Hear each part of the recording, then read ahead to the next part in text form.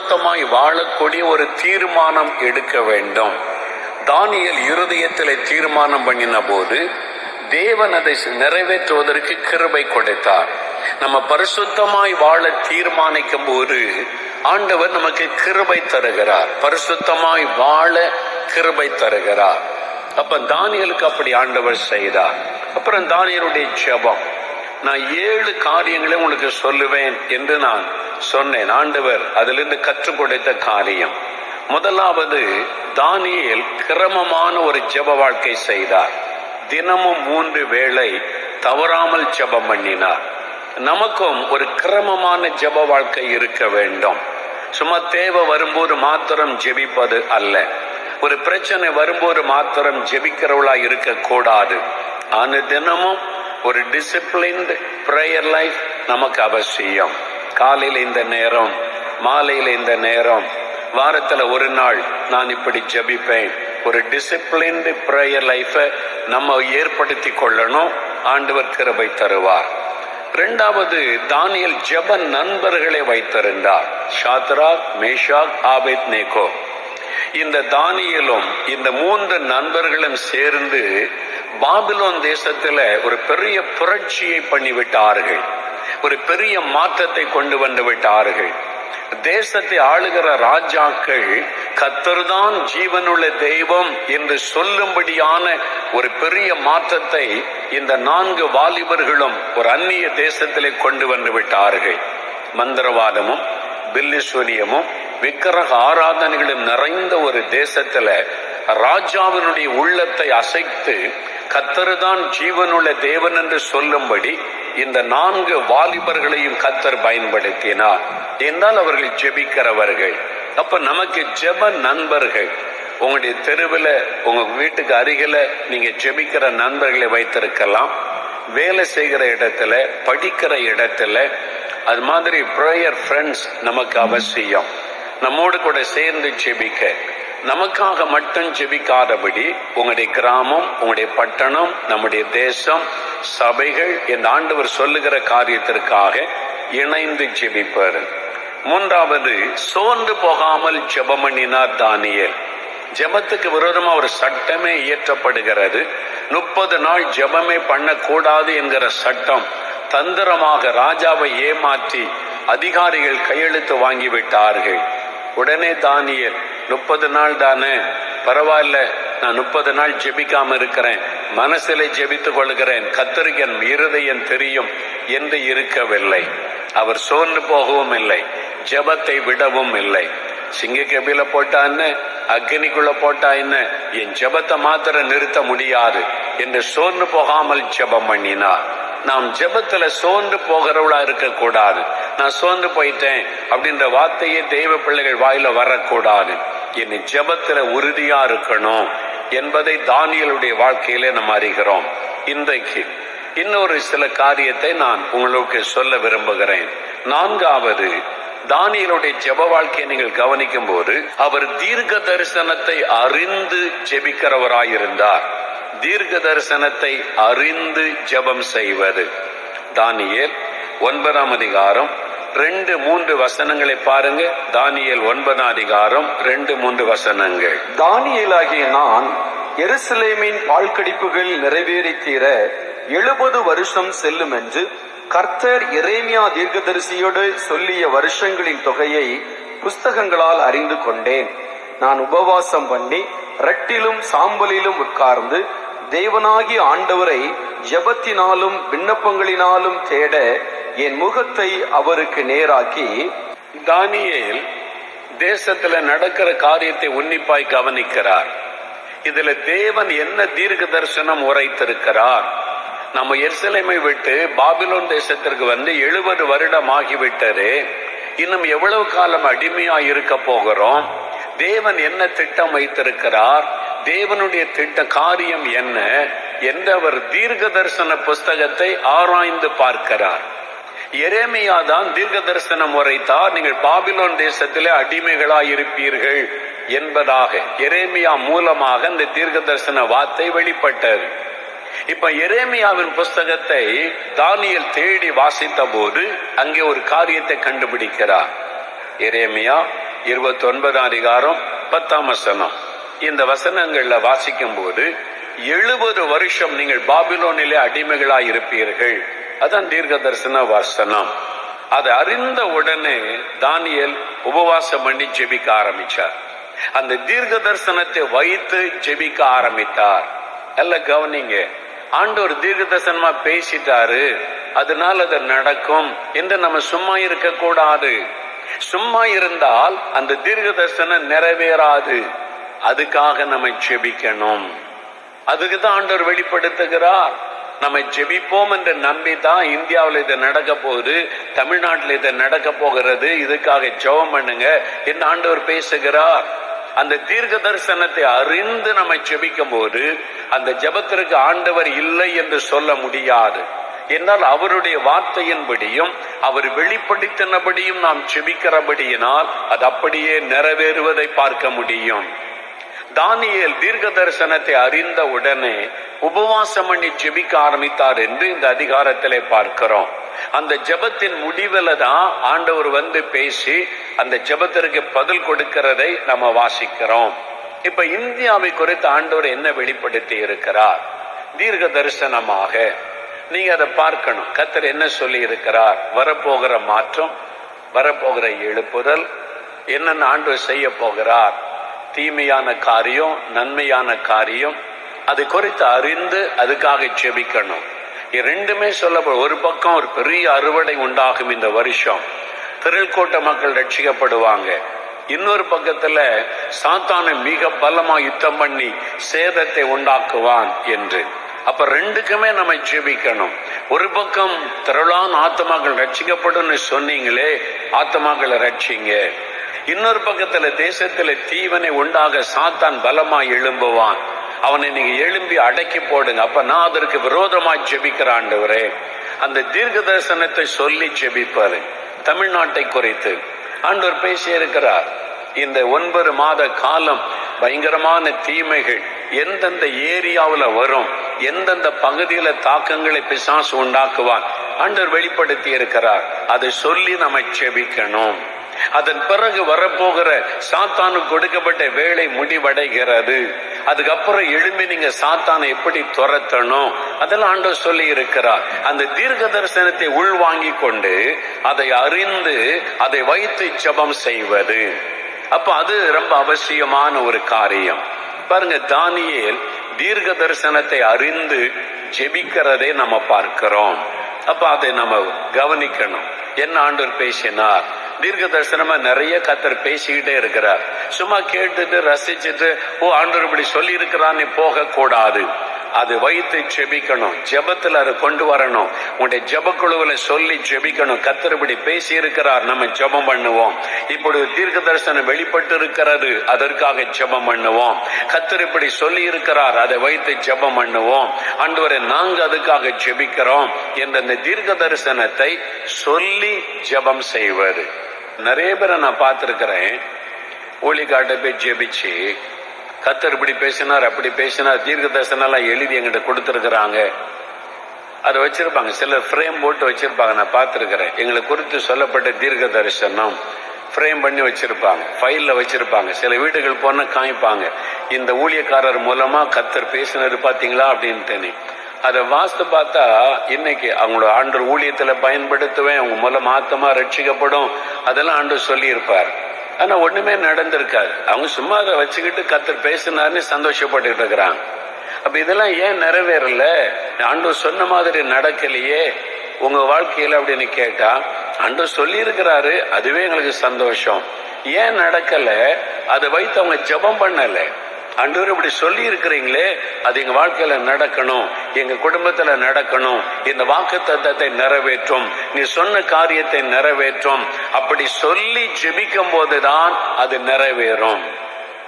நிறைய பேர் அப்படி ஜெபிக்காம வெறும் தீர்க்க தரிசனம் சொன்னாங்க, வாக்குத்தத்தம் கொடுத்தாங்க, கர்த்தர் பேசினார், ஒண்ணு நடக்கலையே, நடக்காது.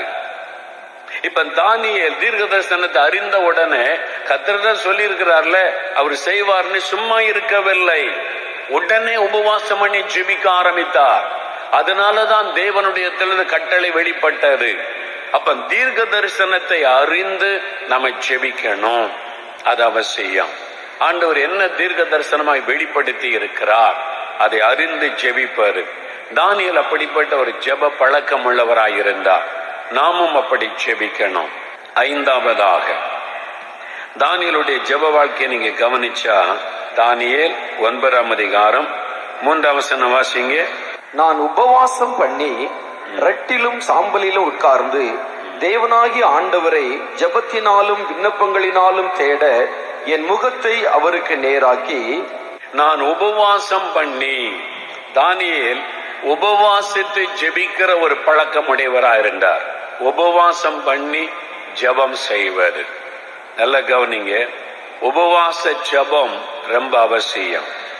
சிலர் சொல்லுவாங்க அதெல்லாம் அவசியமே இல்லை, உபவாச ஜெபம் அவசியம் இல்லை அப்படின்னு போதிக்கிற ஆட்கள் கூட இருக்கிறாங்க. இப்ப அவசியம் கிடையாதுன்னு சொல்லி. ஆனா தானியேல் உபவாசம் பண்ணி ஜெபித்திருக்கிறார். இயேசுவே சொல்லி இருக்கிறார் பாருங்க, மத்தேயு 9ஆம் அதிகாரம் 29ஆம் வசனத்தை வாசிக்கும் போது, இவ்வகையான பிசாசு, ஒரு பிசாசை சீஷர்களால துரத்த முடியல, இயேசு துரத்தி விட்டார். அவங்க வந்து கேட்டாங்க, எங்களால ஏன் துரத்த முடியல? நீங்க எங்களுக்கு அதிகாரம் கொடுத்தீங்க தானே, நீங்க பிசாசை துரத்துங்க அப்படின்னு சொன்னீங்களே, நாங்க துரத்தி பார்த்து அவர் போக மாட்டேங்குதே, என்ன செய்யறது? அப்ப இயேசு சொல்றாரு, ஆவிகளுக்கு ஆவி வித்தியாசம் உண்டு. இந்த மாதிரி ஆவிகள் ரொம்ப ஸ்ட்ராங்கா அது வேர் கொண்டு விட்டது. இந்த மாதிரி ஆவிகளை துரத்தணுமானா உபவாசத்தினாலும் ஜபத்தினாலுமே அன்றி வேறொன்றினாலும் போகாது. அந்த ஆவி போயிட்டு அது போயிட்டு, இது ஏன் போக மாட்டேங்குது? இது உபவாசத்துலதான் போகும். ஒவ்வொரு ஆவிகளுடைய கிரியைகள் வித்தியாசம். ஒவ்வொரு ஆவிகள் ஒரு ஆளுக்குள்ள குடிகொண்டிருக்கிற விதம் வித்தியாசம். அந்த காலங்கள் வித்தியாசம். அதனால சில ஆவிகள் உபவாச ஜபத்துல தான் அது போகும். ஏன் நம்ம 3 நாள் உபவாசம் பண்ணி ஜெபிக்கிறோம்? சாதாரணமா ஜெபிச்சு ஆண்டவர் கேட்க மாட்டாரா? கேளுங்கள் கொடுக்கப்படும் சொல்லி இருக்கிறாரு. என் நாமத்தினால் எதை கேட்டேன்னு சொல்லுவேன்னு சொல்லி இருக்கிறாரு. சும்மா கேட்க வேண்டியதானே? எதுக்கு உபவாசம் பண்ணி ஜெபிக்கணும்? நாம் ஜெபிப்பது ஒரு தேசத்தினுடைய விடுதலைக்காக, இங்கு கிரியை செய்கிற பொல்லாத ஆவியின் கிரியைகள் அழிக்கப்படுவதற்காக, சாத்தானுடைய தந்திரங்கள் அழிக்கப்படுவதற்காக. அதற்கு உபவாச ஜபம் அவசியம். அப்போ உபவாசத்தை நம்ம ஜெபிக்கணும். தானியேல் பாருங்க, உபவாசம் பண்ணி ரட்டிலும் சாம்பலிலும் உட்கார்ந்து, அந்த நாட்கள்ல அப்படி ஒரு பழக்கம் இருந்தது. ரட்டிலும் சாம்பலிலும் சொன்னா சாம்பலை தூவி அதுக்கு மேல உட்கார்ந்துருப்பாங்க. சாம்பலை தலைக்கு மேல எல்லாம் போட்டு அப்படியே ஜெபம் பண்ணுவாங்களாம். அது தங்களை சிறுமைப்படுத்தி தாழ்த்துவதற்கு அடையாளம். ரட்டு என்பது என்னன்னு சொன்னா, சாக்குல உடை தைத்து போட்டு கொள்ளுவது. சாக்கு, அந்த சாக்குல ட்ரெஸ் தச்சு போட்டா எப்படி இருக்கு? ரொம்ப கம்ஃபர்டா இருக்குமா? சாக்குல ட்ரெஸ் தச்சு போட்டா எப்படி இருக்கும்? அவ்வளவுதான், குத்திக்கிட்டே இருக்கும். அது மாதிரி ஒரு அன்கம்ஃபர்டபுளா இருக்கும், தூங்க முடியாது. அப்படி தங்களை வருத்தி கொண்டு சாம்பல்ல உட்கார்ந்து தங்களை தாழ்த்துவதற்கு அடையாளமாய் உபவாசம் பண்ணி செபிப்பது. தானியேல் அப்படிதான், பிரதம மந்திரியா இருந்தவர் சாம்பல்ல உட்கார்ந்து இருக்கிறார், ரட்டு உடுத்தி கொண்டார், வந்து ஜெபிக்கிறதே நம்ம பார்க்கிறோம். அமர் மொர்தெகாய் எப்படி ஜெபிக்கிறார்? மொர்தெகாய் எஸ்தரின் புஸ்தகத்துல பார்க்கிறோம். அப்போ உபவாச ஜெபம் உங்க வாழ்க்கையை யோசித்து பாருங்க. வருஷத்துல ஒரு முறை இப்படி 3 நாள் உபவாச ஜெபம் வந்து ஜெபிக்கிறீங்க. உங்களுடைய சர்ச்சில் உபவாச ஜெபம்னா வர்றீங்க, 12 மணி நேரம் உபவாச ஜெபம்னா வர்றீங்க. அது கூடி ஜெபிக்கிற உபவாச ஜெபம். What about your personal fasting prayer? உங்களுடைய தனிப்பட்ட உபவாச ஜெபத்தை குறித்து என்ன? நீங்க உபவாச நாள் உபவாசித்து வாரத்துல ஒரு நாள் ஜெபிப்பதற்காக ஒதுக்கி இருக்கிறீங்களா? உங்களுக்கு ஃபாஸ்டிங் டே அப்படின்னு ஒண்ணு வச்சிருக்கிறீங்களா? வாரத்துல ஒரு நாள் உபவாசம் பண்ணி ஜெபிக்கிற பழக்கம் உங்களுக்கு இருக்குதா? யோசித்து பாருங்க. எத்தனை பேர் வாரத்துல ஒரு நாள் தவறாமல் உபவாசித்து ஜெபிக்கிறேன், எனக்கு ஒரு உபவாச நாள் இருக்கிறது அப்படி சொல்றவங்க மட்டும் கை வைத்துங்க பார்ப்போம். நிறைய பேர் ஜெபிக்கிறீங்க, நன்றி. ஆனா பாதி பேர் தான் ஜெபிக்கிறீங்க. இன்னும் பாதி பேர் நீங்களே தீர்மானிக்கணும், வாரத்துல ஒரு நாள் ஃபாஸ்டிங் டே உபவாசம் பண்ணி ஜெபிப்பது. உபவாச ஜெபத்துல பலவிதமான உபவாசம் இருக்கிறது. நிறைய பேர் உபவாசம்னா ஒரு நாள் முழுது சாப்பிடாம இருக்கணும், அல்லது 3 நாள் சாப்பிடாம இருக்கணும், தண்ணி குடிக்காம இருக்கணும், அதான் உபவாசம் அப்படி சொல்லுவாங்க. பலவிதமான உபவாசம் இருக்கிறது. இப்ப தானியேல் 10ஆம் அதிகாரத்துல நீங்க வாசிக்கும் போது 10ஆம் அதிகாரம் 2-3 வசனத்தை நீங்க வாசித்து பாருங்க. அங்க தானியேல் ஒரு உபவாசம் பண்ணுகிறார். 9ஆம் அதிகாரத்துல அவர் பண்ணின உபவாசம் வேற, 10ஆம் அதிகாரத்தில் அவர் பண்ணுகிற உபவாசம் வேற. 21 நாள் உபவாசிக்கிறார். எப்படி உபவாசித்தாராம்? வாசிங்க. அந்த நாட்களில் தானியேலாகிய நான் 3 வாரம் முழுவதும் துக்கித்துக் கொண்டிருந்தேன். அந்த 3 வாரங்களாகிய நாட்கள் நிறைவேறும் மட்டும் ருசிகரமான அப்பத்தை நான் புசிக்கவும் இல்லை, இறைச்சியும் திராட்சரசமும் என் வாய்க்குள் போகவும் இல்லை, நான் பரிமள தைலம் பூசிக்கொள்ளவும் இல்லை. பாருங்க, 21 நாள் 3 வாரம் தானியேல் உபவாசம் பண்ணி செபிக்கிறார். ஒரு வெளிப்பாடு கிடைத்த உடனே 3 வாரம் 21 நாள் செபிக்கிறார். என்ன மாதிரி உபவாசம் இருக்கிறார் பாருங்க. ருசியான சாப்பாடு நான் சாப்பிடல, அந்த 3 வாரமும் ருசியான சாப்பாடு சாப்பிடல, இறைச்சி நான் வெஜிடேரியன் எடுத்துக்கொள்ளல, பரிமள தைலம் பூசிக்கொள்ளல. தானியேல் பாருங்க, அப்ப அந்த காலத்துல பரிமள தைலம் என்பது சென்று போடுறாங்கல்ல, வாசனை திரவியம். அந்த காலத்துல அதுதான் தானியேல் சென்டெல்லாம் அடிச்சிருக்காரு பாருங்க, வாசனை திரவியெல்லாம் அடிச்சு நல்ல வேலை போகும்போது அப்படியெல்லாம் இருந்திருக்கிறார். தப்பு கிடையாது. அதனால எல்லாமே லிமிட்டா நம்ம இந்த உலகத்துல வச்சுக்கிட்ட தப்பு கிடையாது. ரொம்ப ஆடம்பரமா சிலர் ட்ரெஸ்ல மேக்கப்ல அது மாதிரிலாம் இல்லாம பார்த்து கொண்டா போதும். தானியேல் பாருங்க, 21 நாள் ருசியான சாப்பாடு சாப்பிடல, ஆனா ஏதோ ஒண்ணு சாப்பிட்டார். ஆனா இறைச்சி சாப்பிடல, திராட்சை ரசம் குடிக்கல, வாசனை திரவியம் பூசிக்கொள்ளல, சிம்பிளா இருக்கிறார். சபையில பாருங்க 40 நாள் மெயின்லைன் சிஎஸ்ஐ சர்ச் எல்லாம் சொல்லுவாங்க, 40 நாள் லெந்து காலம், ஃபாஸ்டிங் டே, 40 நாள் உபவாசம். அந்த 40 நாள் பூ வைக்க மாட்டாங்க பெண்கள், 40 நாளும் நான்வெஜ் எடுக்க மாட்டாங்க, ஒன்லி வெஜிடேரியன் தான் இருக்கும் அந்த வீட்டில். வெஜிடேரியன், பூ வைக்க மாட்டோம். சில இந்த 40 நாள் மாத்திரம் சிலத்தை ஒதுக்கி ஃபாஸ்டிங் பண்ணி ஜெபிப்பார். சபையில 40 நாள் ஜெபம் இருக்கும். சிலர் அதை பரிகாசம் பண்ணுவாங்க, ஆனா அதை சரியா பயன்படுத்தினா அது உண்மையான உபவாசம். அது உண்மையா இருந்தா அந்த உபவாசத்தை கர்த்தர் கனம் பண்ணுவார். பாருங்க, தானியேல் ருசியான பதார்த்தத்தை ஒதுக்கிட்டாரு, திராட்சரசம் குடிப்பதை ஒதுக்கிட்டாரு, இப்போ பரிமள தைலம் பூசிக்கொள்வதை ஒதுக்கிட்டார். இது பார்ஷியல் ஃபாஸ்டிங் அப்படின்னு அர்த்தம். பகுதியாக உபவாசிப்பாரு. உங்களுக்கு என்ன முடியுமோ, ஏன்னா அவர் பொறுப்புல இருக்கிறார், பிரதம மந்திரியா இருக்கிறார். 21 நாள் எல்லாத்தையும் விட்டுட்டு அவர் ஜெபத்தில் இருக்க போறாருன்னா ராஜாவுக்கு பிரச்சனை ஆயிரும், அவருடைய வேலைக்கு பிரச்சனை ஆயிரும். அதனால என்ன முடியுமோ அந்த சூழ்நிலைக்கு ஏற்றபடி சில காரியத்தை தியாகம் பண்ணி நீங்கள் ஜெபிப்பதை தேவன் அங்கீகரிக்கிறார். அல்லேலூயா சொல்லுங்க.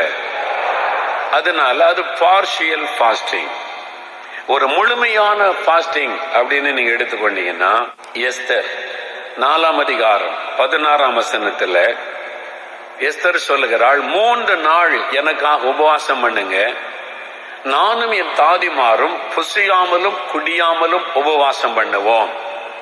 சாப்பிட மாட்டோம், தண்ணியும் குடிக்க மாட்டோம், உணவையும் ஒதுக்கி தண்ணீரையும் ஒதுக்கி உபவாசிப்பது. இது ஒரு பூரணமான ஒரு உபவாசம். 3 நாள் தண்ணியும் குடிக்கிறதில்ல, சாப்பிட்றதில்ல, வீட்டில் உட்கார்ந்து ஜெபிச்சுக்கிட்டே இருப்பாரு. எஸ்தர் அப்படித்தான் உபவாசம் பண்ணினாள் என்று பார்க்கிறோம். நல்ல கவனிங்க, நம்ம 3 நாள் உபவாசம் பண்றோம், ஆனா காஃபி டீ எல்லாம் கொடுக்கப்படுகிறது, தண்ணீர் குடிச்சு கொள்ள சொல்றோம். ஏன் என்று சொன்னா, நம்ம சத்தம் போட்டு ஜெபிக்கிறோம், ஆர்ப்பரிக்கிறோம், எக்ஸாஸ்ட் ஆயிரும். அப்ப தண்ணி நம்முடைய உடம்புக்கு அவசியம். நம்ம அது மாதிரி சத்தம் போட்டு ஜெபிக்கிறதுனால, இதையே தனியா அவங்க வீட்டுல ஜெபிக்கிறீங்க, ஒரு 3 நாள் உபவாசம்னா நீங்க தண்ணி குடிக்காம இருக்க முடியும். சாப்பிடாமலும் தண்ணீர் குடிக்காமலும் 3 நாள் வரைக்கும் உபவாசிக்க முடியும். நம்முடைய சரீரம் தாங்கும். 3 நாள் தான், அதுக்கு மேல தண்ணி குடிக்காம இருக்க கூடாது. 3 நாள் வரைக்கும் சாப்பிடாமலும் தண்ணீர் குடிக்காமலும் உபவாசிக்க முடியும். அது உங்க வீட்டுல தனியா உட்கார்ந்து சத்தம் விடாம அமைதியா வேத வாசி ஜெபிச்சு கொண்டே இருப்பாரு. உங்களால என்ன முடியுமோ அதுல நீங்க உபவாசித்தாலே ஆண்டவர் சந்தோஷப்படுவார். ஆனா உபவாசிக்கணும் பாருங்க, அது அந்த மாதிரி ஒரு உபவாசம். 40 நாள் இயேசு உபவாசம் பண்ணினார். இயேசு 40 நாள், லூக்கா 4ஆம் அதிகாரத்துல பார்க்கும்போது 40 நாள் அவர் உபவாசம் புசியாமல். அப்ப இயேசு 40 நாள் புசியாமல் உபவாசம் இருந்தார். அவர் தண்ணீர் குடித்திருக்கலாம் என்று வேத அறிஞர்கள் சொல்றாங்க. ஏன்னா அப்படிதான் புசியாமல் 40 நாள் உபவாசம் பண்ணினார் என்றுதான் சொல்லப்படுகிறார். இயேசு உபவாசம் பண்ணார் 40 நாள், அதனால் நானும் 40 நாள் உபவாசிக்கிறேன், தப்பு கிடையாது, உபவாசிக்கலாம். ஆனா இயேசு 40 நாள் உபவாசம் பண்ணதுக்கு நோக்கம் இருந்தது. 3½ ஆண்டு கால ஊழியம், அதுல நடந்த அற்புதங்கள், திரளான ஆத்மாக்கள் ரட்சிக்கப்பட்டாங்க. நீங்க 40 நாள் உபவாசம் இருந்தா விளைவுகள் என்ன, அது முக்கியம். என்ன இருக்கா ஜெபிக்க போறீங்க 40 நாள், என்ன நடக்க போகிறது, அது முக்கியம். என்ன ஒரு சமயம் ஒரு பட்டணத்துக்கு போய் நான் கோயம்புத்தூருக்கு ஒருத்தர் வந்தார். நான் 40 நாள் உபவாசம் பண்ணிட்டு இருக்கேன் பிரதர் அப்படின்னு சொன்னார். எனக்கு ரொம்ப ஆச்சரியம், நம்மளால இருக்க முடியல, அவர் இருக்கிறாருன்னு சொல்லி சந்தோஷமா, எதுக்கு ஐயா 40 நாள் உபவாசம் இருக்கிறீங்கன்னு கேட்டேன். அவர் சொன்னார் பாருங்க ஒரு காரியம், எனக்கு ஒருத்தர் தீர்க்க தரிசனம் சொன்னாரு, நீங்க ரத்த சாட்சியா மரிக்க போறீங்கன்னு சொன்னார். அதனால நான் உண்மையா ரத்த சாட்சியா மரிக்கணுமா வேண்டாமான்னு கேட்கறதுக்காக 40 நாள் உபவாசம் பண்ணேன். இதுக்கு 40 நாள் உபவாசம் பண்ண ஏன்ட்டு கேட்ட நான் சொல்லியிருப்பேனே, அவ்வளவுதான். இதுக்கு 40 நாள் உபவாசமா? இந்த 40 நாள் இந்தியாவில் இருக்கிற ஆத்மாக்களுக்காக ஜெபிச்சிருந்தா எத்தனை பேர் ரட்சிக்கப்பட்டிருப்பாங்க? நம்ம உபவாசம் எதுக்கு இருக்கிறோம்? தவறான நோக்கத்தோடு இருக்கக்கூடாது. தானியேல் உபவாசிக்கிறார் என்றால் ஒரு நோக்கம் இருக்கிறது, ஒரு திட்டம் இருக்கிறது, கர்த்தருடைய வெளிப்பாடு இருக்கிறது, அதை வைத்து உபவாசம் பண்ணுகிறார். அதனால நீண்ட நாள் உபவாசிப்பது 40 நாள் 21 நாள் உபவாசம் எல்லாம் கர்த்தர்கிட்ட கேட்டு எதுக்காக ஜெபிக்கணும் என்பதை தெளிவாய் பெற்றுக்கொண்டு கவனமா உபவாசிக்கணும். இஷ்டப்படி இருக்கக்கூடாது, அதுக்கு உங்க வீட்டுல இருக்கக்கூடாது, தனியா ஒரு இடத்தை கண்டுபிடிச்சு காத்திருந்து நீங்க அதுக்காக ஜெபித்து கொண்டே இருக்கலாம், அது தப்பு கிடையாது. ஆனா இதெல்லாம் விட ரொம்ப முக்கியம், நீங்க வேலை செய்றீங்க, படிக்கிறீங்க, குடும்ப ஒய்ஃபா இருக்கிறீங்க, நிறைய பொறுப்பு இருக்குது, உத்தரவாதம் இருக்கிறது. எங்களை மாதிரி ஊழியக்காரங்க கிடையாது. நீங்க ஊழியக்காரன்னா 7 நாள் ஜெபிக்க போறேன்னு கதவை முடித்து இருந்துக்கலாம், யாரும் கேட்க முடியாது, அவ்வளவுதான். ஆனா நீங்க பொறுப்புல இருக்கிறீங்க, எப்படி ஜெபிக்கிறது? உபவாசம் பண்ணி வீட்டுல சமையல் பண்ணணும், பிள்ளைகளை கவனிக்கணும், கணவருடைய பொறுப்பு இருக்குது, வேலை செய்யணும், பிசினஸ கவனிக்கணும், எப்படி உபவாசம் இருக்கிறது? வாரத்துல ஒரு நாள் நீங்க தேசத்துக்காக உபவாசிக்கலாம், வாரத்துல ஒரு நாள் உங்களுக்காக உங்களுடைய குடும்பத்துக்காக உபவாசிக்கலாம். நான் பிராக்டிகலா உங்களுக்கு சொல்லித்தரேன். குடும்பத்துக்காக நீங்க உபவாசிக்கிறது ஞாயிற்றுக்கிழமை காலையில. ஞாயிற்றுக்கிழமை காலையில எல்லாருமே சர்ச்சுக்கு போவீங்க. 9லிருந்து 11 மணிக்குள்ள எப்பவுமே சர்வீஸ் முடிஞ்சிடும். சிலர் காலையில 7 மணிக்கு போனா கூட 11 மணிக்குள்ள மார்னிங் சர்வீஸ் முடிஞ்சிடும். அன்னைக்கு ஞாயிற்றுக்கிழமை காலையில உபவாசம். உங்க பிள்ளைகளுக்கு கூட சொல்லுங்க, குட்டி பிள்ளையா இருந்தா கூட சொல்ல, இன்னைக்கு ஃபாஸ்டிங், காலையில சாப்பாடு கிடையாது அப்படின்னு. உங்களை விட பிள்ளைங்க ரொம்ப உற்சாகமாயிரும். ஓ, சாப்பாடு தரலையா, ரோஸ் ஸ்தோத்திரம். என்ன சாப்பிட வைக்கிறதான் பெரிய பிரச்சனை பிள்ளைகளை. அதனால இன்னைக்கு சாப்பாடு கிடையாது, உபவாசம். சர்ச்சுக்கு போறீங்க, 11 மணிக்கு சர்ச்சு முடிஞ்ச உடனே நேர வீட்டுக்கு வந்துருங்க. அங்கிருந்து அப்படியே ரெஸ்டாரண்ட் போய் சாப்பிட, ஷாப்பிங் போகாதங்க. உபவாசத்தோட வீட்டுக்கு வாங்க. அன்னைக்கு குடும்பமா உட்கார்ந்து, தனியா உட்கார்ந்து நல்ல பாட்டு பாடி ஒரு மணி நேரம் குறைந்து 2 மணி நேரம் வரைக்கும் ஜெபிக்கலாம். நீங்க நல்ல பாட்டு பாடிட்டு அன்னைக்கு எல்லாரும் ஜெபம் பண்ணி, சின்ன பிள்ளைகளை கூட ஜெபிக்க வைங்க.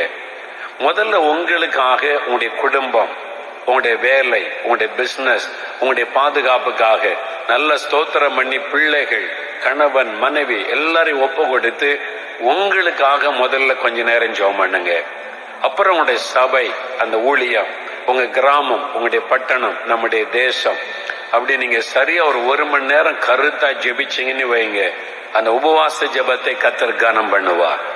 நிறைய பேர் என்கிட்ட சொல்றாங்க, வியாபாரிகள் ஞாயிற்றுக்கிழமை காலையில நீங்க சொல்லி கொடுத்த மாதிரி நாங்கள் உபவாசித்து குடும்பமா நாங்க ஜெபிக்கிறோம். கர்த்தர் எங்களை ஆசீர்வதிக்கிறார். ஏன்னா உங்க குடும்பம் பாதுகாக்கப்பட நீங்க ஜெபிக்கணும். அப்ப உபவாசம் பண்ணி குடும்பமா ஜெபிக்கும் போது உங்களுடைய குடும்பம் பாதுகாக்கப்படும், ஆசீர்வதிக்கப்படும். உங்களுக்கு தெரிஞ்சவங்க ரட்சிக்கப்படணும், அதுக்கு ஜெபிக்கலாம். அவங்க கிராமத்துக்காக பட்டணத்துக்காக ஜெபிக்கலாம். அதனால ஞாயிற்றுக்கிழமை காலையில குடும்பமா உபவாசத்தை ஜெபிக்க ஒப்பு கொடுங்க. அப்புறம் வாரத்துல ஒரு நாள் தேசத்துக்காக ஜெபம் பண்ணுங்க. இந்தியாவுக்காக ஆத்மாக்கள் ரட்சிக்கப்பட ஜெபிக்கலாம். எங்கெங்க தான் வேலைக்கு போயிட்டு ராத்திரி தானே வர்றோம். உபவாசம்னு சொல்லிட்டு சிலர் சாப்பிடாம வேலைக்கு போறாரு, சாப்பிடாம கடைக்கு போறாரு, சாப்பிடாம பிசினஸ கவனிக்கிறாரு. சாப்பிடாம இருக்கிற உபவாசம் கிடையாது, அது பட்டினி. உணவை ஒதுக்கிட்டு காத்திருந்து ஜெபிக்கணும். உபவாசமும் ஜெபமும் சேர்ந்து இருக்கணும். அதான் உபவாச ஜெபம். உபவாசத்தினாலும் ஜெபத்தினாலும் இயேசு சொல்லுகிறார். வெறும் சாப்பிடாம இருக்க கூடாது, உபவாசித்து சாப்பிடாம இருந்து ஜெபிக்கணும். ஜெபிக்கிறதுக்கு டைம் ஒதுக்கணும், அதுக்குதான் உபவாசம். ஜெபிக்கிறதுக்கு டைம் கிடையாது. நீ சாப்பிடாம வேலைக்கு போறேன், சாப்பிடாம பிசினஸ் போறேன், உபவாசம் சொன்னா தப்பு. அது உங்களுடைய சரீரத்தை பாதித்து விடும். உபவாசம் இருக்கா நீங்க வீட்டுல உட்காந்து தனியா உட்காந்து ஜெபிக்கணும். லீவு நாள்ல உபவாசிக்கலாம். அப்படி இல்லை, நான் சொல்றேன் உங்களுக்கு சிம்பிளா, வெள்ளிக்கிழமை இரவு உபவாசம் பண்ணுங்க. நைட்டு பகலில வேலைக்கு போறீங்க, காலையில போயிருங்க, சாயங்காலம் வந்துருவீங்க. பிசினஸுக்கு போனாலும் கடையில இருந்து சாயங்காலம் வந்துருவீங்க. அன்னைக்கு சீக்கிரமா வந்து பிள்ளைகளுக்கெல்லாம் நீங்க சாப்பாடு கொடுத்து குடும்ப வேலையெல்லாம் முடிச்சிட்டு சீக்கிரமா முடிச்சிட்டு 9 மணிக்கு ஃப்ரீ ஆயிருங்க. 9 மணில இருந்து 11 மணி வரைக்கும் ஒரு 2 மணி நேரம் ஆரம்பிங்க, ஸ்டார்ட். அதன் பிறகு அது வளர ஆரம்பிச்சிடும். அப்புறம் 12 மணி 1 மணி வரைக்கும் கூட ஜெபிக்க ஆரம்பிச்சிடும்.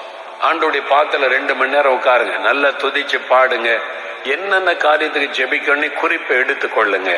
இந்த நாள்ல இந்தியாவுக்காக கர்த்தர் வெளிப்படுத்தின காரியம், இதுக்கெல்லாம் நான் ஜெபிக்க போறேன், குறிப்பு எழுதி கொள்ளுங்க. குறிப்பா எஃபெக்டிவா அங்க உள்ள போய் உட்காந்துட்டு எதுக்கு ஜெபிக்கணும்னு யோசிச்சுக்கிட்டு இருக்காருங்க, உங்க டைம் எல்லாம் வீணாயிரும்.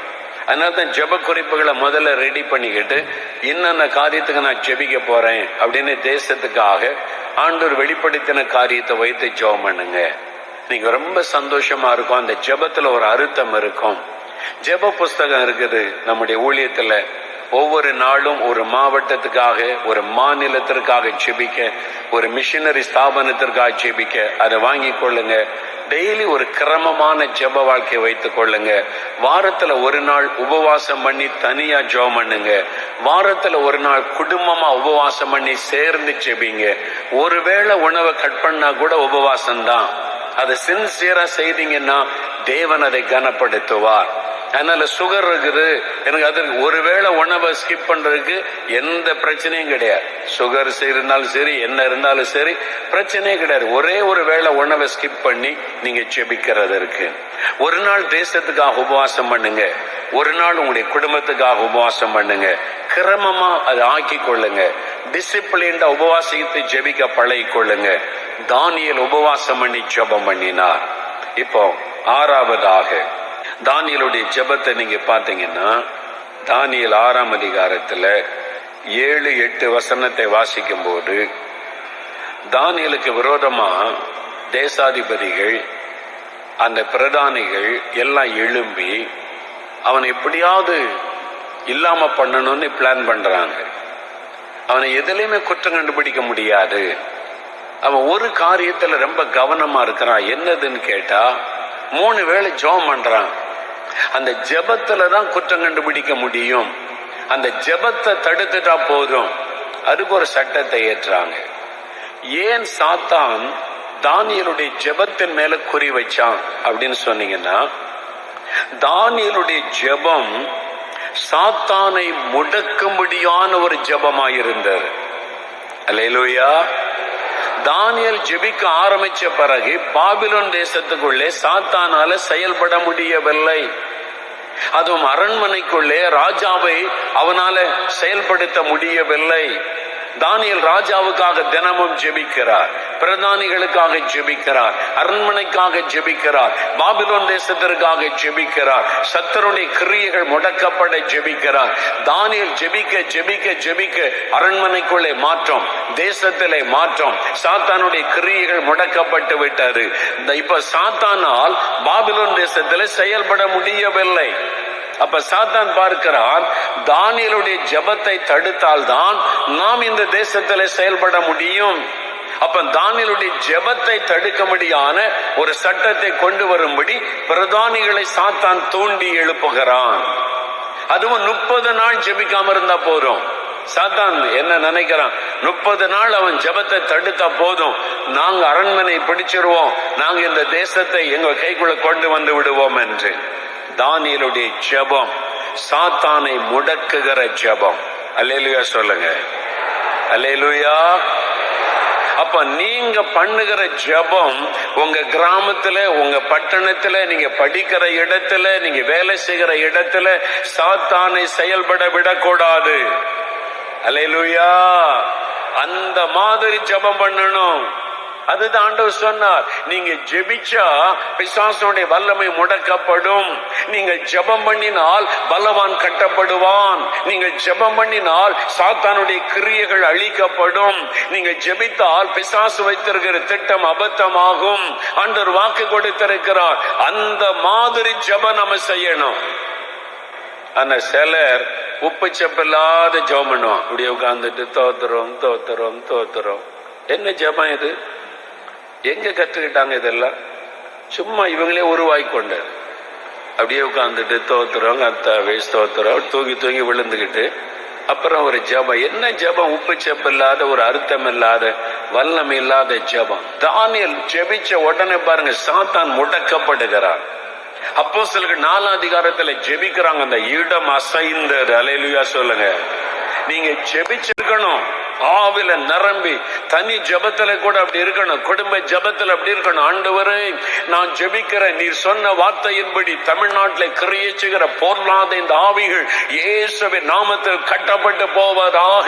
உம்முடைய ரத்தத்தை தெளிக்கிறேன், அவைகள் இயேசுவின் நாமத்தில் முடக்கப்படுவதாக. பொல்லாத சாத்தானுடைய தந்திரங்களை நான் கட்டுகிறேன் இயேசுவின் நாமத்தில். உம்முடைய ரத்தத்தை தெளித்து ஜெபிக்கிறேன். இந்த கிராமத்தில் பிசாசனுடைய கிரியைகள் செயல்பட நான் விட முடியாது. அவைகள் இயேசுவின் நாமத்தில் கட்டப்படுவதாக. எங்க கிராமத்தில் பிசாசுக்கு நான் இடம் கொடுக்க முடியாது. அந்த வல்லமைகள் கட்டப்படட்டும், அந்த ஆவிகள் கட்டப்படட்டும். ஒரு வைராக்கியமா ஜெபிக்கணும். ஆமென் சொல்லுங்க, அல்லேலூயா சொல்லுங்க. உப்பு ஜெபமில்லாத ஒரு ஜெபம். இந்த மாதிரி ஜெபத்தெல்லாம் கேட்டா அப்படியே உட்கார்ந்துட்டு தூங்கிக்கிட்டு பிசாசு பாப்பான். நல்லா தூங்கு, உன் ஜெபத்தினால எனக்கு ஒரு டிஸ்டர்பன்ஸும் இல்லப்பா, பண்ணிட்டு போ. நம்முடைய ஜெபம் சாத்தான பாதிக்கணும். நம்முடைய ஜெபம் நரகத்தை பாதிக்கணும். அல்லேலூயா சொல்லுங்க. அந்த மாதிரி ஜெபிக்கணும். தானியேலுடைய ஜெபம் சாத்தானுடைய வல்லமையை முடக்கி விட்டாரு. பிசாசனுடைய கிரியைகளை செயல்படாமல் முடக்கி விட்டாரு. நம்ம இன்னைக்கு பண்ணிருக்கிற ஜெபம் எல்லாம் தேசத்துல, இந்தியாவில் சாத்தான் வைத்திருந்த திட்டங்கள் முடக்கப்பட்டு விட்டது. நான் விசுவாசிக்கிறேன். அல்லேலூயா. நீங்க அப்படி ஜெபிக்கணும். ஸ்டூடெண்ட்ஸ் இருந்தீங்கன்னா, எங்க காலேஜில் பொல்லாத சாத்தானை செயல்பட நான் விட மாட்டேன். வாலிபர்களை வஞ்சிக்கிற ஆவிகள் கட்டப்படட்டும் இயேசுவின் நாமத்தில். இச்சையின் ஆவிகள், போதை வஸ்துகளை கொண்டு வருகிற ஆவிகள் நான் நிர்மூலம் பண்ணு. அப்படி வைராக்கியமா ஜெபிக்கணும். சாத்தானுடைய தந்திரங்களை முடக்கிறணும். அந்த மாதிரி ஜெபம் பண்ணணும். ஆமென். தானியேல் அப்படி ஜெபிச்சார். அதனால்தான் பவுல் சொல்லுகிறார் ரோமர் 15:32, நான் ஜெபத்திலே போராடுகிறதை போல நீங்களும் போராடும்படி வேண்டிக் கொள்கிறேன்.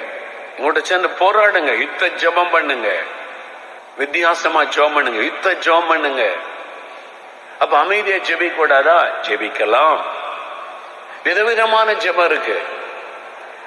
சில காரியத்துக்கு யுத்தம் பண்ணி தான் ஜெபிக்கணும், சில காரியத்துக்கு ஸ்தோத்திரம் பண்ணணும், சில காரியத்துக்கு அமைதியா ஜெபிக்கலாம், சில காரியத்தை விட்டு ஜெபிக்கணும். அதை விளங்கி கொள்ளணும். அதனால உங்களுடைய ஜெபம் சாத்தானை முடக்குகிறதா இருக்கணும். ஆமென். நீங்க சரியா ஜெபிச்சீங்கன்னா உங்க தெருவில், உங்க கிராமத்துல, உங்க பட்டணத்துல விக்கிரக ஆவிகளால செயல்படவே முடியாது. அல்லேலூயா சொல்லுங்க, அல்லேலூயா சொல்லுங்க. அப்படி ஜெபம் பண்ணுவீங்களா? நீங்க இங்க இருந்து பண்ற ஜெபத்துல உங்க ஊர்ல இருக்கிற ஆவி முடக்கப்பட்டுறணும். அல்லேலூயா சொல்லுங்க, அல்லேலூயா.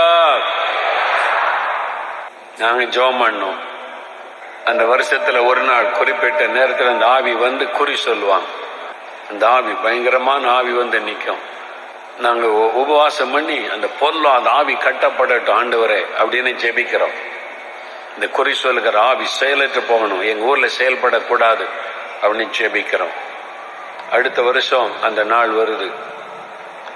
எல்லாம் வந்திருக்கிறாங்க பல ஊர்கள்ல இருந்து. அவர் குறி சொல்லுக்கு காத்திருக்கிறாங்க. மேளம் அடிப்பாங்க, அது அடிச்சா அந்த ஆவி இறங்கும். அடிச்சு அடிச்சு பாக்குறாங்க, ஆவியை காணும். விடிய காலம் வரைக்கும் அடிக்கிறாங்க, அது வரவே மாட்டேங்குது. கடைசியில் நம்ம சாமி எங்கேயோ போயிட்டுங்க. அவங்களே நம்ம சாமி போயிட்டு இல்லை. இப்போ அவங்களே ஒரு தீர்மானத்துக்கு வந்துட்டாங்க, சாமி போயிட்டு அது இல்லை. நம்ம பண்ற ஜபத்துல இடத்தை காலி பண்ணிடும். அல்லேலூயா. அதான் முடக்கிறாரு. அல்லேலூயா சொல்லுங்க, அல்லேலூயா சொல்லுங்க. முடக்கணும் அந்த பொருளாத பிசாசு. உங்க கிராமத்துல செயல்பட விடக்கூடாது, உங்களுடைய பட்டணத்துல செயல்பட விடக்கூடாது. தானியேலை போல வைராக்கியமா ஜெபம் பண்ணணும். தமிழ்நாட்டில் உன்னை செயல்பட விடமாட்டேன் பிசாசு, அப்படி ஜெபிக்கணும் வைராக்கியமா. தானியேலுடைய ஜெபம் சாத்தானை முடக்கி விட்டார், பிசாசை முடக்கி விட்டார். தேசத்துல அவனால செயல்படவே முடியல. உங்க ஜெபம் அப்படி இருக்கணும். ஆமென். நாசரேத்துக்கு அந்த பக்கம் ஒரு ஊர் இருக்கு, ஒரு கிராமம். சில வருஷத்துக்கு முன்னால் அங்க கூட்டிட்டு போயிருந்தேன். அவங்க சொன்னாங்க, பிரதர் இந்த ஊர்ல எப்படி சர்ச் வந்து தெரியுமா? நாங்க எப்படின்னு கேட்டேன். இதெல்லாம் இந்துக்கள் உள்ள கிராமம், கிறிஸ்தவங்களே கிடையாது. ஒரு காலத்துல இங்க ஒரு ஸ்கூல் இருந்துச்சு. அந்த ஸ்கூல்ல வேலை செய்ய ஒரு டீச்சர், அவர் கிறிஸ்தவர், வாடகைக்கு ஒரு வீடு எடுத்து அந்த ஊர்ல தங்கி இருந்தார். அவர் ஒருத்தர் தான் அந்த ஊர்ல கிறிஸ்தவர். அதுவும் வெளியூர்காரரு வேலைக்காக வந்து டீச்சர் தங்கி இருக்கிறார். அந்த தினமும் ராத்திரில அந்த குடும்பமா பாட்டு பாடி குடும்ப ஜெபம் செய்வாங்க. தினமும் ராத்திரில அவங்க கதவு மூடியெல்லாம், இந்துக்கள் நம்ம இந்த ஊர்ல வந்திருக்கிறோம், நம்ம ஆண்டு விட்டு ஜெபிப்போன்னு சொல்லி அவங்க கதவை மூடிட்டு வீட்டுக்கு பாட்டு பாடி குடும்பமா டெய்லி ஜெபம் பண்ணுவாங்க. நல்ல ஆண்டோடைய பிரசன்னத்தோட கூட.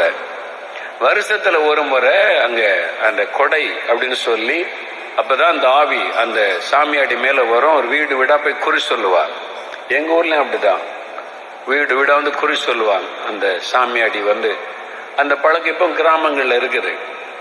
அந்த கிராமத்துல ஊரே திரண்டு வந்திருக்குது, வெளியூர்ல இருந்தெல்லாம் வந்திருக்கிறாங்க. அந்த குறிப்பிட்ட நாள் செவ்வாய்க்கிழமை தான் அது இருக்கும். அப்ப ராத்திரில என்ன பண்றாங்க, அந்த கொடை நடந்துகிட்டு ஊரெல்லாம் விளக்கு போட்டிருக்குது. அப்போ அந்த சாமியாடி மேல அந்த ஆவி வந்தோடனே ஒவ்வொரு வீடா போய் குறி சொல்லும்.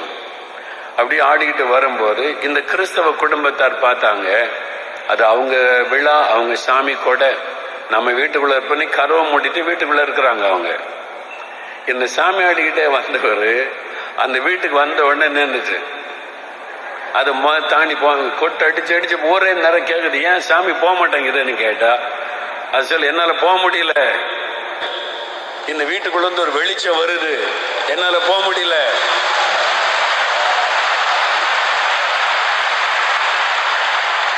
பாத்தீங்களா? அப்படியே சொல்லுது. ஊரே திரண்டு, ஏன் சாமி நம்ம சாமி போக மாட்டேங்க, அந்த வீட்டுக்குள்ள இருந்து ஒரு வெளிச்சம் வருது, என்னால தாண்டி போக முடியல அப்படின்னு சொல்லு, காலி பண்ணவன அப்படின்னு. எல்லாம் அடிச்சு அடிச்சு பாக்குறாங்க. அவங்க கிறிஸ்தவங்க வீட்டுக்குள்ள இருக்காங்க, பாப்பா கருவை மூடிக்கிட்டு, ஏன் அது போக மாட்டேங்க அப்படின்னா ஊரே திரண்டு நிக்குது. பாதி பேர் சொல்றான், இவரை காலி பண்ணு, இந்த டீச்சரை ஊரை விட்டு அனுப்புங்க, காலி பண்ணுங்க, இந்த கிறிஸ்தவ நம்ம ஊருக்குள்ள இருந்தா பிரச்சனை வேண்டான்னு. கொஞ்சம் வாலிபர்கள் எழும்பினாங்க, ஏன் வரட்டணும், அவங்க வீட்டை இதால தாண்ட முடியலன்னா அவங்க கும்பிடுற சாமி தானே வல்லமை உள்ளவ.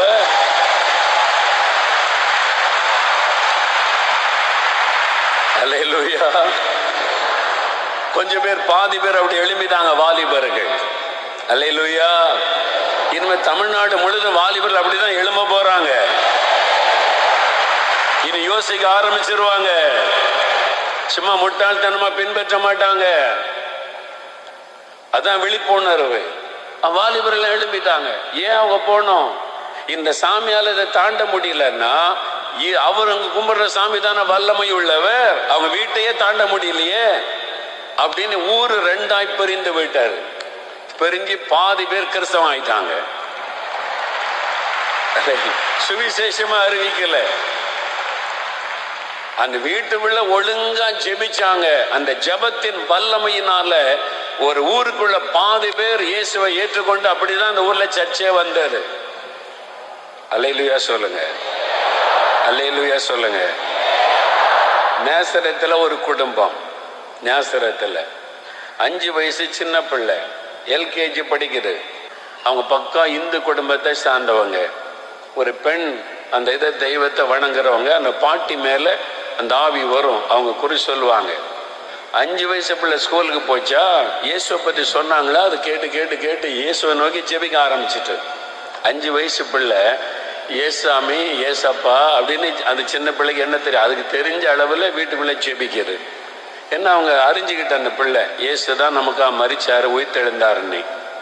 ஒரு நாள் இந்த பாட்டிக்குள்ள இந்த ஆவி இறங்கிச்சு பாருங்க, கோபத்தோட இவளை கொல்லு, இவளை கொன்னுற போறேங்கிற. யார? பேத்திய. பிள்ளைகள் அந்த அவங்க அப்பா அம்மாறாங்க, ஏன் என் பிள்ளைய கொல்லணுன்ற அப்படின்னு அந்த ஆவி சொல்லுது. இது ஜெபிக்கிறதுனால என்னால வீட்டுக்குள்ள இருக்க முடியல. 5 வயசு பிள்ளை, பிசாசுக்கு அவ்வளவுதான் வல்லமை. நாசரத்துல உண்மையா நடந்தது. 5 வயசு குழந்தை பார்த்து அந்த ஆவி சொல்லுது, இவளை கொல்லு, இவளை கொன்னுருவேன் அப்படிங்கிறது. அந்த பெண் ஆவி உள்ள இறங்கி அந்த பாட்டிக்குள்ள இறங்கி அப்பா அம்மா பயந்துட்டு நம்ம பிள்ளைய கொல்லுவேன்றத எதுக்குன்னு கேட்டா, இது ஜெபிக்கிறதுனால என்னால இருக்க முடியல. 5 வயசு பிள்ளை ஓட ஓட பிசாசு விரட்டிடும். அவ்வளவுதான் சாத்தானுடைய வல்லமை. அவனுடைய காலம் முடிவடைய போகிறது. உங்க வீட்டுல இருக்கிற 3 வயசு குழந்தை விரட்டிடும் பெரிய பிசாச. அல்லேலூயா சொல்லுங்க. அந்த காலம் வந்து விட்டது. 5 வயசு பிள்ளை ஜெபத்தை கண்டு பயப்படுது அந்த பிசாசு. அப்ப அந்த பெற்றோர் யோசிக்க ஆரம்பிச்சாங்க. 5 வயசு சின்ன பிள்ளை அதுக்கு தெரிஞ்ச மாதிரி ஏசப்பான்னு ஜெபம் பண்ணுது. அதனுடைய ஜெபத்துக்கு முன்னால இந்த ஆவியால நிக்க முடியலன்னா என் பிள்ளை கும்பிடுற சாமிதான வல்லமை உள்ளவர். அல்லேலூயா. இதுதான் தமிழ்நாட்டில் நடக்க போகிறது, இந்தியாவிலே நடக்க போகிறது. குடும்பமே ரட்சிக்கப்பட்டாங்க.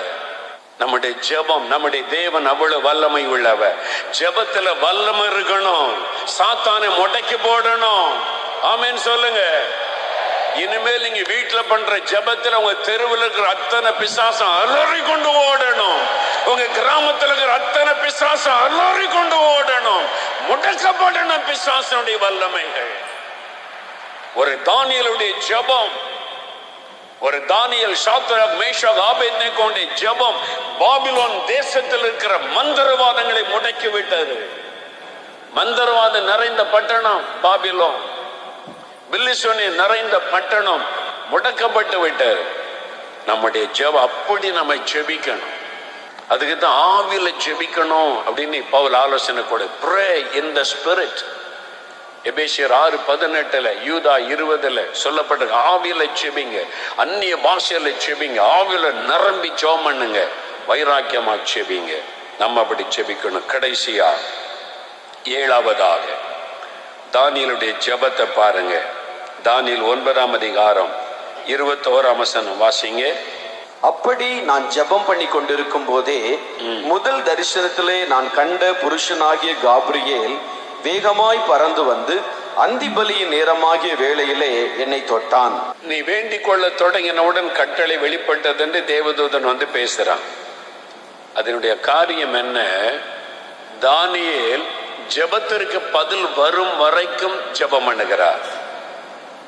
ஜெபத்திற்கு பதில் வரும் வரைக்கும் அவர் ஜெபித்துக் கொண்டே இருக்கிறார். அதான் முக்கியம். ஜெபத்துல ஒரு காரியத்துக்கு ஜெபிக்கிறோம்.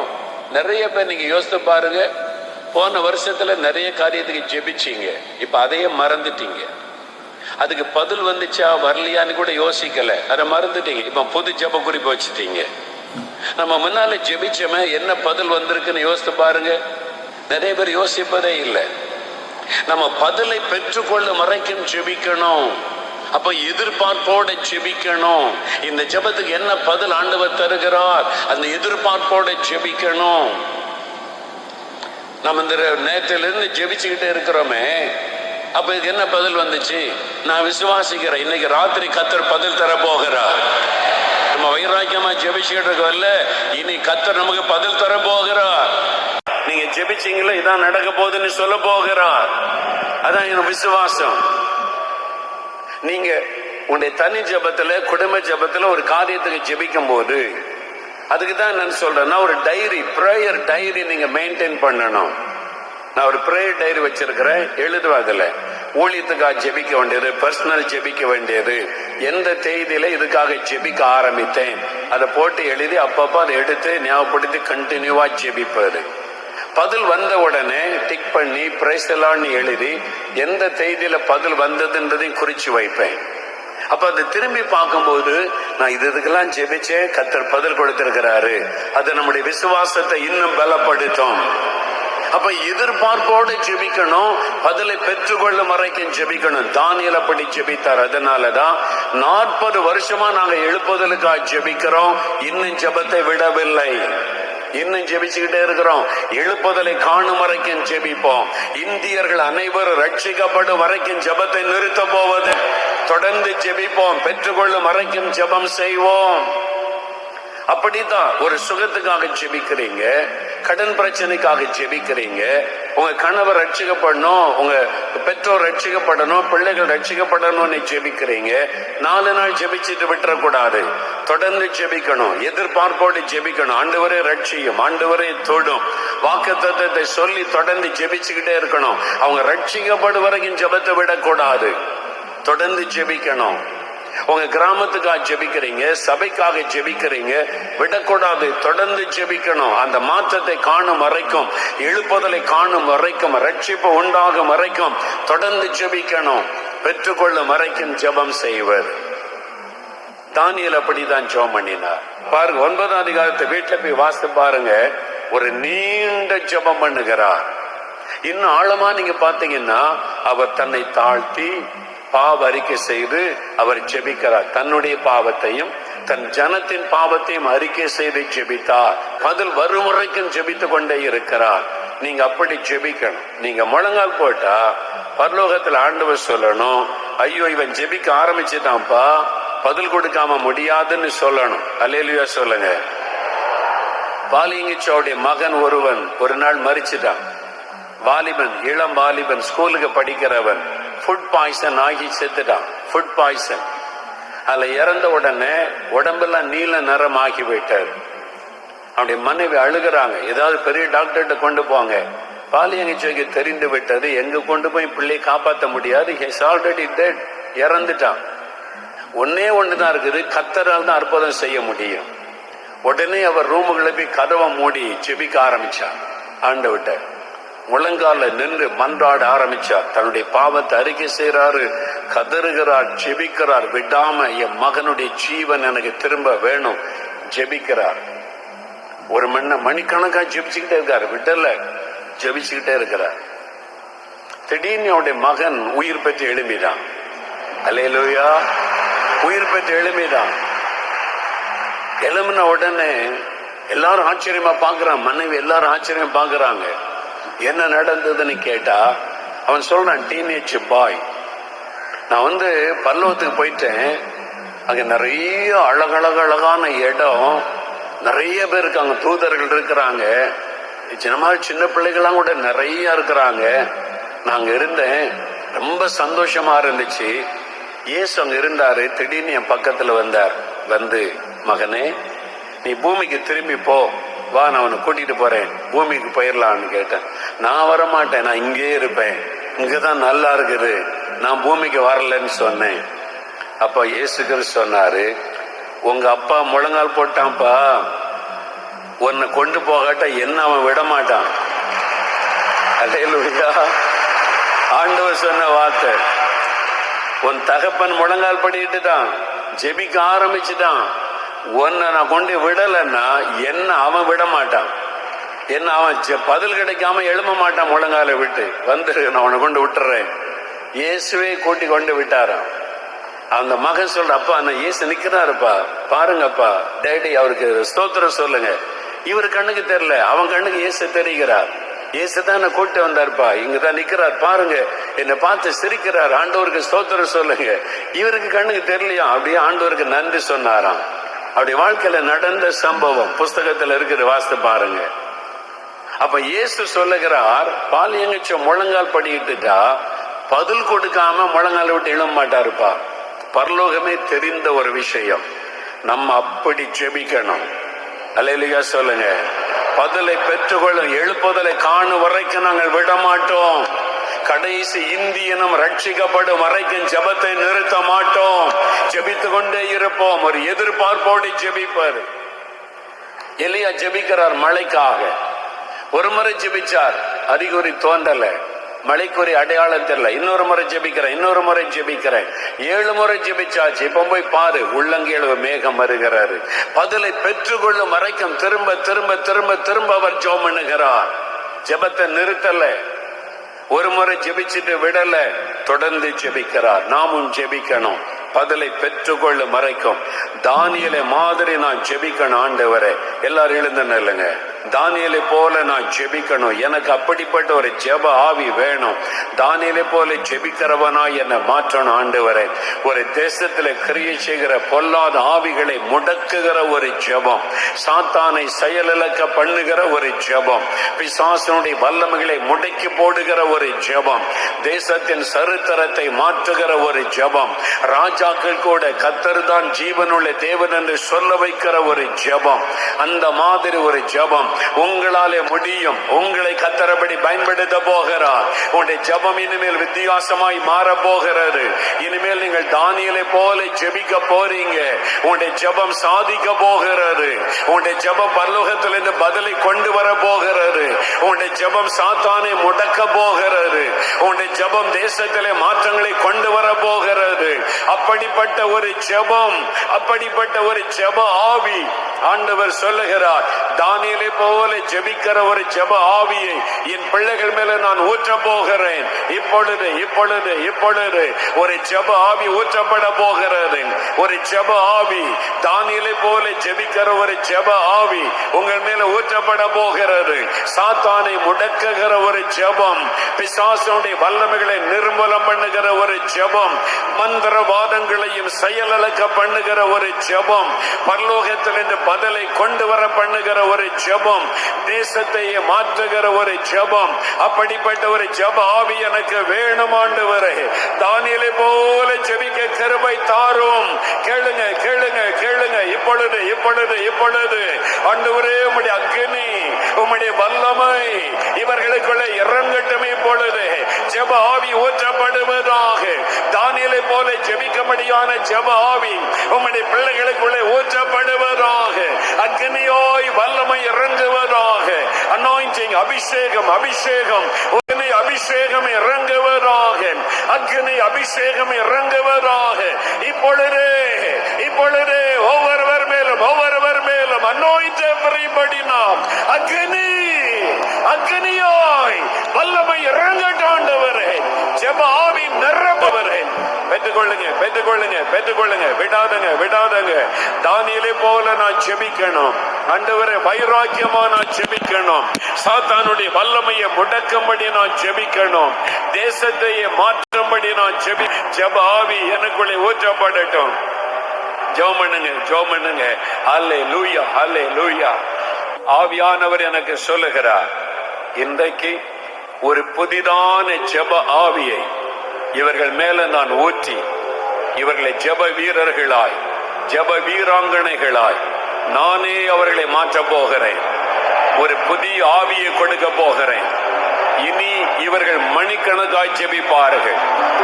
இனி இவர்கள் இரவெல்லாம் ஜெபம் பண்ணுவார்கள். இனி இவர்கள் ரகசியங்களை அறிந்து ஜெபிப்பார்கள். இனி இவர்கள் ஜெபிக்கும் போது மந்திரவாதங்கள் நொறுங்கும். இனி இவர்கள் ஜெபிக்கும் போது சாத்தானுடைய அரண்கள் நொறுங்கும். இனி இவர்கள் ஜெபிக்கும் போது பிசாசுகள் எல்லாம் நடுங்கும். இனி இவர்கள் ஜெபிக்கும் போது சப்பானிகள் நடப்பார்கள். இவர்கள் ஜெபிக்கும் போது குருடர் பார்வை அடைவார்கள்.